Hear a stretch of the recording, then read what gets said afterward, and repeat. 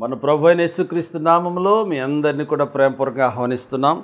పరిశుద్ధ లేఖనాల నుండి ప్రకటన గ్రంథము 4వ అధ్యాయము 6వ వచనం నుంచి 11వ వచనం వరకు ఉన్నటువంటి లేఖన భాగాలను మనము ధ్యానం చేసుకుంటూ ఉన్నాం. ప్రభునందు ప్రియులారా, 4వ అధ్యాయము 6వ వచనాన్ని మనం చదువుకున్నట్లయితే, మరియు ఆ సింహాసనం ఎదుట స్ఫటికమును పోలిన గాజు వంటి సముద్రం ఉన్నట్లుండెను. ఆ సింహాసనమునకు మధ్యను సింహాసనము చుట్టూను ముందు వెనుక కనులతో నిండిన 4 జీవులుండెను. గత పాఠంలో మనం కొన్ని విషయాలు నేర్చుకున్నాం. దేవుడు తెరిచినటువంటి తలుపుల గురించి మనం వింటూ ఉన్నాం. గత పాఠానికి ఈ పాఠానికి ఉన్న కనెక్షన్ మనం ఒకసారి చూసినట్లయితే, దేవుని బిడ్డలారా, అక్కడ ఒక అద్భుతమైన సింహాసనాన్ని మనం చూసాం. ఆ సింహాసనం చుట్టూ కూడా సూర్యకాంత పద్మరాగం పోలినటువంటి వ్యక్తిని మనం చూస్తూ ఉన్నాం. పద్మరాగం అంటే ఆరోహణమైన క్రీస్తుకు సంకేతంగా ఉంది అది. అంతేకాదు, యేసు ఆది సంభూతుడు, పునరుద్ధానుడు, మరణమును గెలిచి లేచినటువంటి దేవుడని దానికి సాదృశ్యంగా మనం చూస్తూ ఉంటాం. మరొక మాట ఏంటంటే మరకతము, అంటే ఆకుపచ్చని కలర్ దేవుని యొక్క కృపకు సాదృశ్యంగా ఉంది. దేవుని బిడ్డలారా, పద్మరాగము, దేవుని బిడ్డలారా, ఆయన ఆది సంభూతుడని మనకు తెలియజేస్తూ ఉంటే, ఈ ఆకుపచ్చ రంగు దేవుని కృపకు సంకేతంగా లేక దేవుని కృపకు సాదృశ్యంగా ఉంది. ఇకపోతే ఇక్కడ మేఘధనుసు ఉంది. అక్కడ దాన్ని బైబిల్ని ట్రాన్స్లేషన్ చేసేటప్పుడు ప్రజలకు అర్థం కావడానికి వాటిని ఆర్ఆర్కే మూర్తి గారి తెలుగు ట్రాన్స్లేషన్లో ఇంద్రధనస్సు అని పేరు పెట్టారు. ఎందుకంటే అప్పటికే ఇంద్రుడు ఉన్నాడు, అదిగో చూడండి బైబిల్లో ఉంది అని చాలామంది చెప్తారు, తెలియక వాళ్ళకి. కానీ ఇంద్రధనుసు అక్కడ లేదు. మేఘధనుసు ఒరిజినల్ పాత బైబిల్లో మీకు మేఘధనుసు లేక వర్షపు ధనుసు అని ఉంటుంది, రెయిన్బో. కానీ మన వాళ్ళు తర్జుమా చేసేటప్పుడు వాడుక భాషలోని దీన్ని తీసుకురావాలి, ప్రజలకు అర్థమయ్యేటట్లుగా చేయాలి అనేటువంటి ఆ యొక్క ట్రాన్స్లేషన్స్లో తర్జుమా చేసేటప్పుడు ఇంద్రధనుసు అని కొన్ని బైబిల్స్లో రాయబడింది. కాబట్టి నా ప్రియమైన సహోదరులారా, మీరు దాన్ని అర్థం చేసుకోవాలి. సో ఇంద్రధనుసు అంటే 7 రంగులు ఉంటాయి. ఈ 7 రంగులు 7 సంపూర్ణత గుర్తు. ప్రకటన గ్రంథంలో 7 అనే సంఖ్య ఎక్కువగా వస్తూ ఉంది మనకి. దేవుని యొక్క 7 నక్షత్రములు, 7 సంఘములు, అదేవిధంగా దేవుని బిడ్డలారా 7 దేవదూతలు, 7 తీర్పులు, 7 ముద్రలు. కాబట్టి 7 అనే మాట 114 సార్లు కనిపిస్తుంది. ప్రభునందు ప్రియులారా, ఈ ఇంద్రధనుస్సు అనేది దేవుని యొక్క నిబంధనకు సంకేతం. భయంకరమైనటువంటి 40 రాత్రులు వర్షం వచ్చినప్పుడు నోవహు గారికి దేవుడు చెప్పాడు. దేవుడు వారిని క్షమించి వారి బాధను అర్థం చేసుకొని ఆ యొక్క ఆకాశంలో ఆ వర్షపు ధనుసును చూపించినప్పుడు, ఇప్పుడే కాదు ఎప్పుడు కూడా నేను ఈ ప్రపంచాన్ని ఇది చూసినప్పుడు నేను నెమ్మదించాను, ఇది నా నిబంధన గుర్తుగా నేను మానవాళికి ఆ యొక్క ఆకాశంలో ఈ వర్షపు ధనుసు లేక ఇంద్రధనుసును ఉంచుతున్నానని దేవుడు చెప్పాడు. అంటే దేవుని కృపకది, దేవుని యొక్క కాపుదలకు లేక నిరీక్షణకు దేవుడు కోపగించాడు. ఇక వర్షం రాదు అని చెప్పడానికి దేవుడు ఇవన్నీ కూడా సంకేతాలను ఏర్పాటు చేసినట్లుగా చూస్తాం. ఇంకా చూస్తే 24 సింహాసనాలు, 24 పెద్దలు, దాని మీద తెల్లని వస్త్రాలు. ఈ వారంతా తెల్లని వస్త్రాలు ధరించుకున్నారు. తెలుపు పరిశుద్ధత గుర్తు అని మనం వింటాం. ఇంకా చెప్పాలంటే తెలుపు క్రీస్తు యొక్క నీతికి సాదృశ్యం. ఆ నీతిమంతుని జోలికి వెళ్ళొద్దు అని ఏరోదు భార్య ఏరోదుకి చెప్పింది. యేసుక్రీస్తు ప్రభువారు నీతిమంతుడు, ఏ పాపము లేనివాడు, నిర్దోషి, నిష్కల్మషుడు, పరిశుద్ధుడు, పాపంలో చేరక ప్రత్యేకంగా ఉన్నటువంటి దేవుడు. బంగారు కిరీటాలు వారి మీద పెట్టబడినట్లుగా చూస్తున్నాం. సువర్ణం అంటే బంగారం, బంగారంతో చేయబడిన కిరీటాలు వారు ధరించారు. ఈ బంగారు కిరీటాలు మనకి ఏం బోధిస్తున్నాయంటే రాజులు అనబడ్డానికి సూచన. ఇది పరిపాలనకు గుర్తుగా ఉందన్నమాట. రాజుల దినాల్లో కిరీటాలు ధరించేవాళ్ళు దేవుని బిడ్డలారా, అనేకులకు తీర్పు తీర్చేటువంటి విధానం.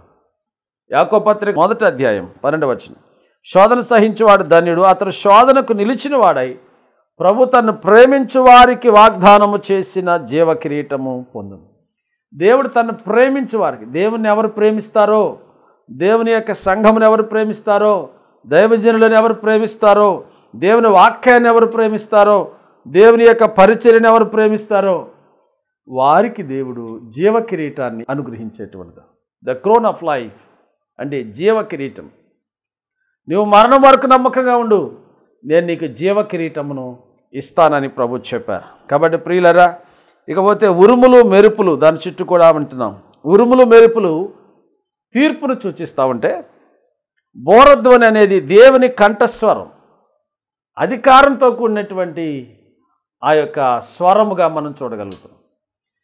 తర్వాత దేవుని యొక్క 7 ఆత్మలు, 7 దీపాలు దేవుని ఆత్మ యొక్క సంపూర్ణతను సూచిస్తూ ఉన్నాయి.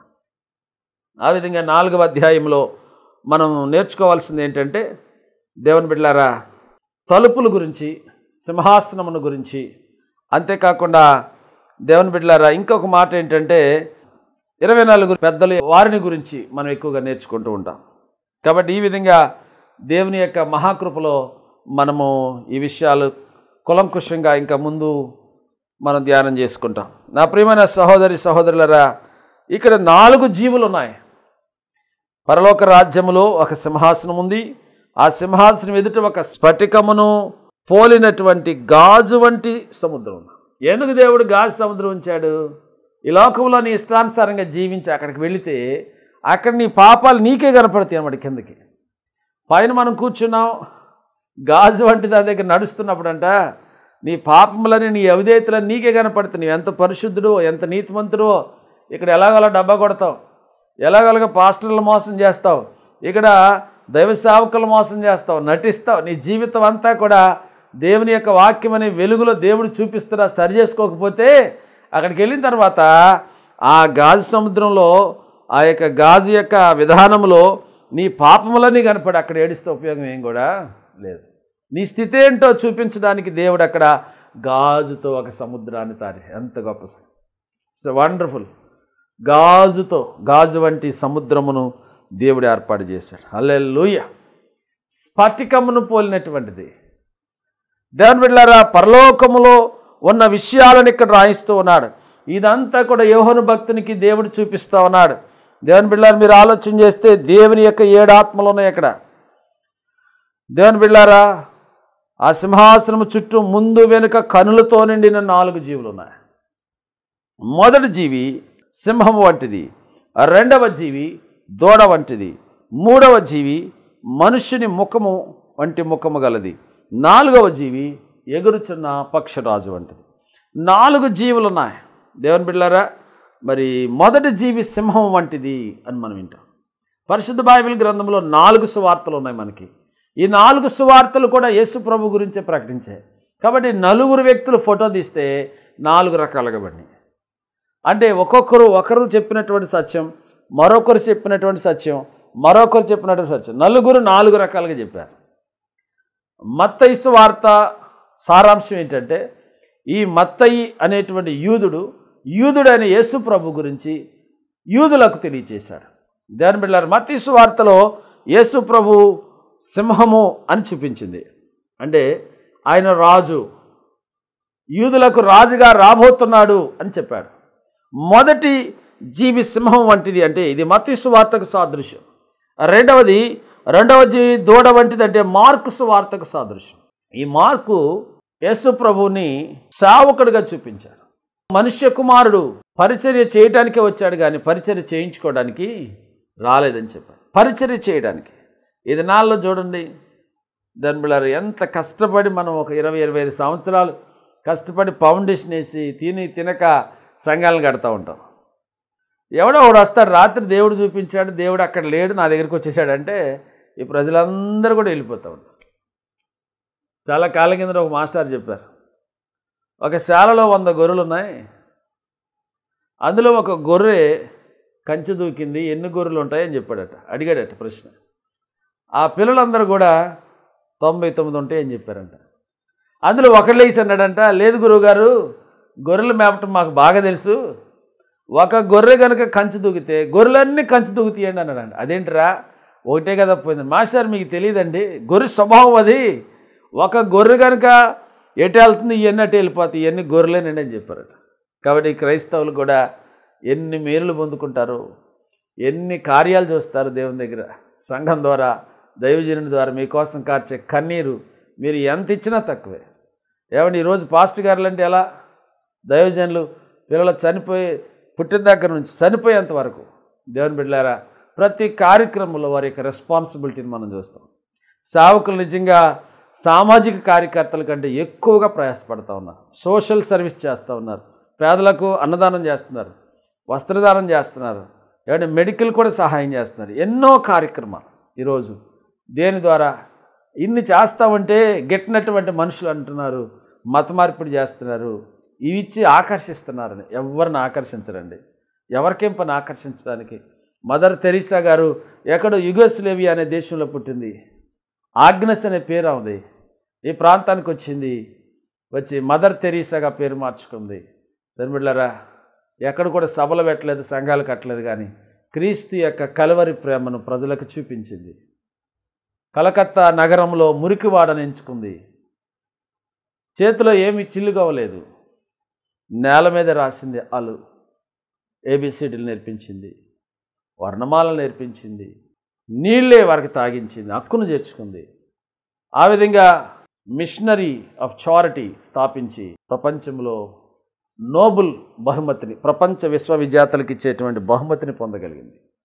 ఎవరు చూస్తారు తల్లిదండ్రులు లేని పిల్లల్ని? ఎవరు చూస్తారు వారి బాగోగులు? ఆ ప్రాంతంలో ఒక పెద్ద రౌడీ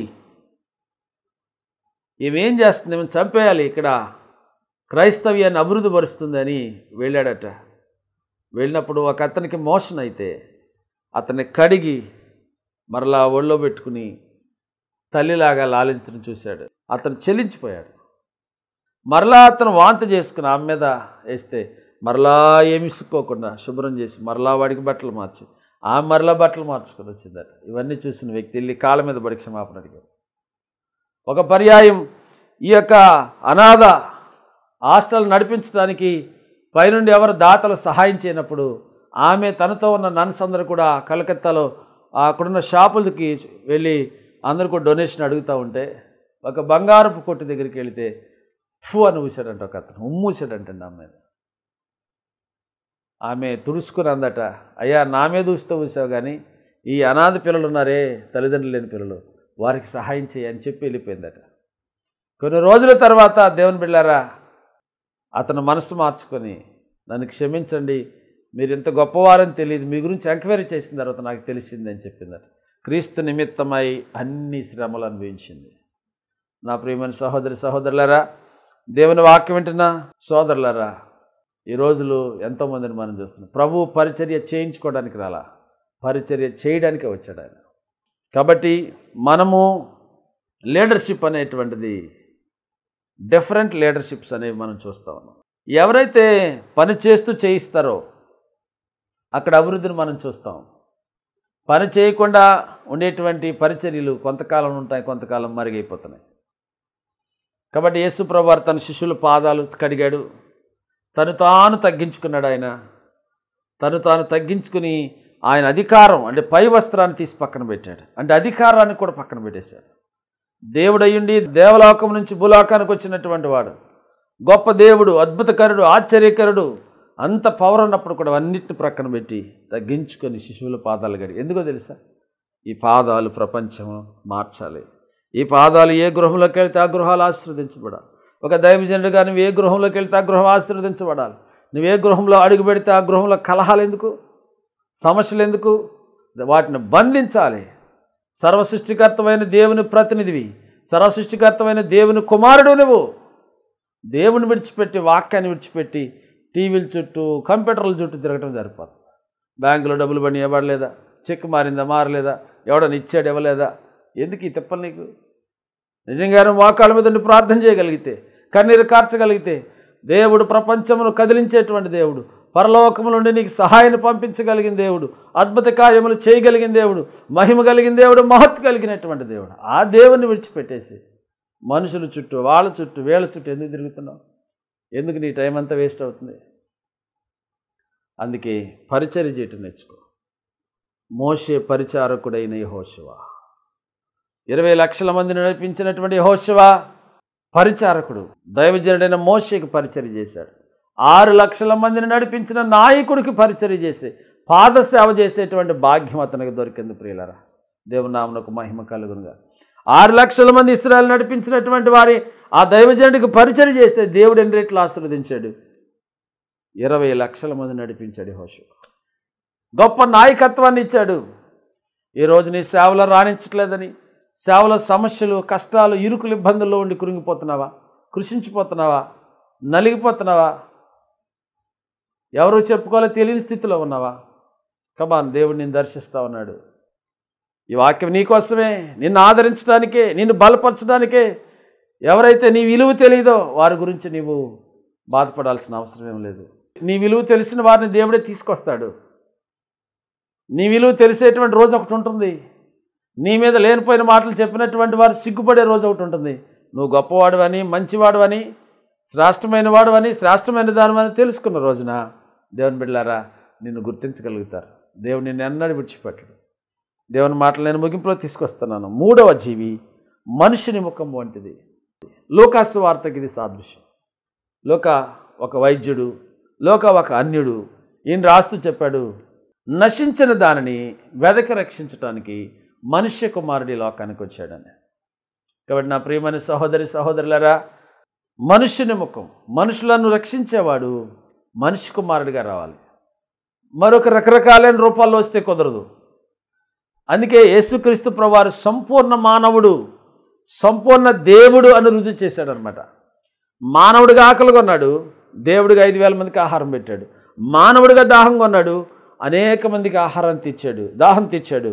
మానవుడిగా చనిపోయాడు, దేవుడిగా తిరిగి లేచాడు. మానవుడిగా శ్రమ అనుభవించాడు, దేవుడిగా శ్రమనందున వారికి కార్యం చేశాడు. మానవుడిగా దుఃఖపడ్డాడు, దేవుడిగా దుఃఖపడిన వారి యొక్క బాష్ప బిందువులు తుడిచాడు. మానవుడిగా శ్రమ అనుభవించాడు, దేవుడిగా శ్రమ పడుతున్న వారికి ఆయన ఆదరణ ఇచ్చాడు. దేవుని బిడ్డలారా, మానవుడిగా మరణించాడు, దేవుడు కాబట్టి చనిపోయిన అనేక మందిని లేపాడు. మానవుడిగా ఆయన అలసిపోయాడు, దేవుడుగా అలసిన వారిని ఆయన ఆదరించాడు. అటువంటి దేవుడే యేసుప్రభు. నీ కులం ఏదైనా, నీ మతం ఏదైనా, ఇవన్నీ మనుషులు ఏర్పాటు చేసుకున్నవే, మనుషులు బ్రతకడానికి ఏర్పాటు చేసుకున్నవే. కానీ ఒక సమయం వచ్చినప్పుడు ఇవన్నిటిని కూడా దేవుడు తొలగిస్తాడు. దేవుని ఉద్యమం వచ్చినప్పుడు, the revival of India, India దేశంలో రివైవల్ వచ్చినప్పుడు, దేవుని యొక్క ఉద్యమపు జ్వాల, దేవుని యొక్క ఆత్మజ్వాల, దేవుని యొక్క అగ్ని జ్వాల, దేవుని యొక్క సువార్త జ్వాల దేవుడు నడిపించినప్పుడు మొదటి వారు కడపటి వారు అయిపోతారు, కడపటి వారు మొదటి వారు అయిపోతారు. అంటే ఇప్పుడున్నటువంటి సంఘాలు ఉండకపోవచ్చు. అన్నిల్లో నుంచి, దేవుని ఎరగని వారిలో నుంచి, అగ్రకులాల్లో నుంచి, అనేక అంశాల్లో నుంచి ప్రభువుని నమ్ముకుని యేసయ్య నా దేవుడు, యేసయ్య మా దేవుడు అనేటువంటి రోజులు రాబోతా ఉన్నాయి. నీ విశ్వాసం ఎక్కడ ఈరోజు? 4వ జీవి పక్షిరాజు వంటిది. చూడండి, సింహము, దూడ, మనిషి కంటే డిఫరెంట్ అనమాట. ఇవన్నీ కూడా భూమి మీద ఉండేటువంటివి. కానీ పక్షిరాజు ఆకాశంలో ఎగురుతూ ఉంటుంది. ఈగల్ ఆకాశంలో ఎగురుతూ ఉంటుంది ప్రియులారా. అయితే దేవుని వాక్యం ఏం బోధిస్తుందంటే, దేవుని బిడ్డలారా, యోహాను సువార్త పక్షిరాజుకి ఇవ్వబడింది గుర్తు. యోహాను సువార్త గుర్తు పక్షిరాజు. ఏంటంటే దేవుని కుమారుడు దేవుడే, మనిషి కుమారుడు మనిషి అయినప్పుడు దేవుని కుమారుడు కూడా దేవుడే. యేసు ప్రభువారు మానవులను రక్షించడానికి వచ్చాడు. యేసు ప్రభువారు ఈ లోకానికి దేవుని కుమారుడు, ద సన్ ఆఫ్ గాడ్, దేవుని కుమారుడిగా వచ్చాడని లేఖనాలు మనకు బోధిస్తూ ఉన్నాయి. దేవుని యొక్క వాక్యాన్ని మనం చూసినప్పుడు, ఆది యందు వాక్యం ఉండెను, యోహాను సువార్త 1వ అధ్యాయం 14వ వచనం, ఆ వాక్యము శరీరధారి అయి కృపా సత్య సంపూర్ణుడిగా మన మధ్య నివసించెను. కాబట్టి నా ప్రియమైన సహోదరి సహోదరులారా, దేవుని వాక్యం బోధిస్తూ ఉంది. కాబట్టి దేవుని యొక్క మాటలు మనం చూసినట్లయితే, లోక పాపమును మోసుకొని పోటకు వచ్చిన దేవుని గొర్రెపిల్లగా యేసు ప్రభువారిని గురించి 34వ వచనం, ఈయనే దేవుని కుమారుడని తెలుసుకొని సాక్ష్యం ఇచ్చి నేను దేవుని కుమారుడని చెప్పడం జరిగింది. ఈ విధంగా ఈ 4 జీవుల గురించిన వర్ణన బైబిల్ గ్రంథంలో మనం చూస్తాం. యెహెజ్కేలు గ్రంథం 1వ అధ్యాయం 10వ వచనంలో అక్కడ కూడా 4 రకాలైన జీవులను మనం చూస్తాం. ఇవి ఎవరివి? కెరూబుల, సెరూపుల, దేవదూతల అని మనకు అనేకసార్లు అనుమానం వస్తూ ఉంటుంది. యెహెజ్కేలు గ్రంథం 10వ అధ్యాయం 1వ వచనంలో ఆ కెరూబులను నేను చూచితిని అని అంటాడు. అంటే యెహెజ్కేలు గారు ఏం చెప్పాడంటే కెరూబులు అని తెలియచేశాడు. యెషయా గ్రంథం 6వ అధ్యాయం 1 నుంచి 8 వచనాలు మీరు పరిశీలిస్తే, అత్యున్నతమైన సింహాసనం ఒకటి ఉంది. ఆ సింహాసనం మీద మరి ఆసీనుడై ఉన్నాడు, దేవుణ్ణి చూశాడు. అప్పుడు దాకా ఉజ్జియా రాజు ఉన్నంతకాలం ఈయన ఏమనుకున్నాడంటే నాకు బాగానుంది, అన్నీ బాగున్నాయి, రాజు ఉన్నాడు, అధికారి ఉన్నాడు, ఫ్యామిలీ అన్నీ చూస్తున్నాడు, ఫైనాన్స్ వ్యవహారాలన్నీ, కుటుంబ వ్యవహారాలన్నీ చూస్తున్నాడు. సడన్గా ఉజ్జియారాజు చచ్చిపోయాడు. కాబట్టి ప్రవక్తని యెషయికి సహాయం చేసేవాళ్ళు ఎవరు లేరు.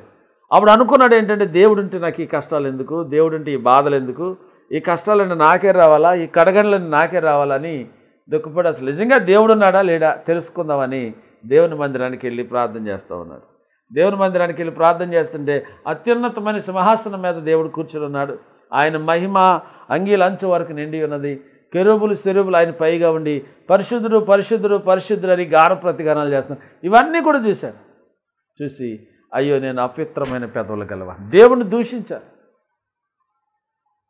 అపవిత్రమైన జనుల మధ్య నివసిస్తున్న వాడిని తను ఒప్పుకుంటున్నప్పుడు ఆ కెరూబుల్లో ఒకడొచ్చి అగ్నిని తీసుకుని వచ్చి తన పెదవులకు కాల్చి నాకు ప్రాయశ్చిత్తము కలిగింది, నీవు స్వస్థపడదావా అని చెప్పారు. కాబట్టి ప్రభునందు ప్రియులారా, మరి అతని యొక్క పాపం తొలగిపోయింది, అతనికి పాప ప్రాయశ్చిత్తం అనేటువంటిది కలిగింది. కాబట్టి ఈ విధంగా మనం చూసినప్పుడు ఇక్కడ సరాపులు కెరూబులు మనం చూస్తూ ఉన్నాం. కానీ ఈ ప్రకటన గ్రంథంలో ఉన్నటువంటి దేవదూతలు ఈ 4 జీవులు కాదు కానీ ఒక ప్రత్యేకమైన దేవదూతలు, ఆర్క్ ఏంజల్స్. కాబట్టి దేవుని బిడ్డలారా, పరిశుద్ధుడు పరిశుద్ధుడు పరిశుద్ధుడు అని గాన ప్రతిగానాలు చేస్తున్నటువంటి ఆ దేవదూతలు ఆరాధన చేస్తూ ఉన్నారు దేవుని. కాబట్టి ఇక్కడ కూడా ఈ 4వ అధ్యాయం 6 నుంచి 11 వరకు మనం చదివినప్పుడు వీరంతా కూడా దేవుని సన్నిధిలో గాన ప్రతిగానాలు చేస్తూ ఉన్నారు, దేవుని స్తుతిస్తున్నారు, దేవుని గానపరుస్తున్నారు. ఈ ఆరాధనలో దేవుడు ఆరాధనకు పాత్రుడు, ఆరాధనకు ప్రీతికరుడు, యోధావారి స్తుతులపై ఆసీనుడు అయినటువంటి దేవుని స్తుతించండి, గణపరచండి, ఆరాధించండి. ఆరాధనకు యోగ్యుడైన యేసయ్య మిమ్మల్ని దీవించి ఆశీర్వదించునుగాక. ఆమేన్. తలల వంచండి, ప్రార్థన చేసుకుందాం. మమ్మల్ని మిక్కిలిగా ప్రేమించిన యేసయ్య, ఈ ప్రకటన గ్రంథ ధ్యానాల ద్వారా మీరు మాకు తెలియజేస్తున్న అనేకమైన ఆత్మీయ సత్యాలను బట్టి స్తుతిస్తూ ఉన్నాం. ప్రభువా, ఈ ప్రోగ్రాం చూస్తున్న బిడ్డలను మీరు దీవించండి. వారు ఏ కష్టంలో ఉన్నారో, అనారోగ్యంలో ఉన్నారో, ఇబ్బందుల్లో ఉన్నారో, సాతాను శోధనలో ఉన్నారో వాటన్నిటి నుంచి విడుదల దయచండి. ఇంకా మార్పు లేకుండా వారి పిల్లలను మీరు మార్చండి. అనారోగ్యంగా ఉన్నటువంటి వారి కుటుంబస్తులను మీరు మార్చండి. స్వస్థత దయచేయండి. వివాహం కాని వారికి వివాహాలు దయచేయండి. సంతానం లేని వారికి సంతాన ప్రాప్తి మీరు దయచేయండి. చదువులో రాణించలేనటువంటి వారికి తగినటువంటి జ్ఞానం మీరు అనుగ్రహించి వారందరినీ దీవించండి అని క్రీస్తు దీవెనామమున అడుగుచున్నాం తండ్రి. ఆమేన్. ప్రభునందు ప్రియులారా, ఈ ప్రోగ్రామ్స్ మీ కుటుంబాలకు ఆధ్యాత్మిక వికాసానికి ఎంతో తోడ్పడుతుందని విని సంతోషిస్తున్నాం. మరి మీరు కూడా ఒక ఎపిసోడ్కి మీరు సహాయం చేయవచ్చు. దేవుడు మిమ్మల్ని దీవించునుగాక. దేవాది దేవుడు అనేక రీతిలుగా తన పరిచర్యను విస్తరింపచేస్తుండగా మీరును పాలుభాగస్తులై దేవుని రాజ్యవ్యాప్తిలో ఎప్పటికీ ఆసక్తులై ఉండాలని దేవుని పేరట మిమ్మలను మరి హెచ్చరిస్తూ ఉన్నాను. మీ కొరకు ప్రార్థన చేస్తూ ఉన్నాను. God bless you. దేవుడు మిమ్మల్ని దీవించునుగాక. ఆమేన్. నీలాంటి ప్రేమ ఈ లోకాన ఎవరైనా చూపారా? ఎవరైనా చూపారా?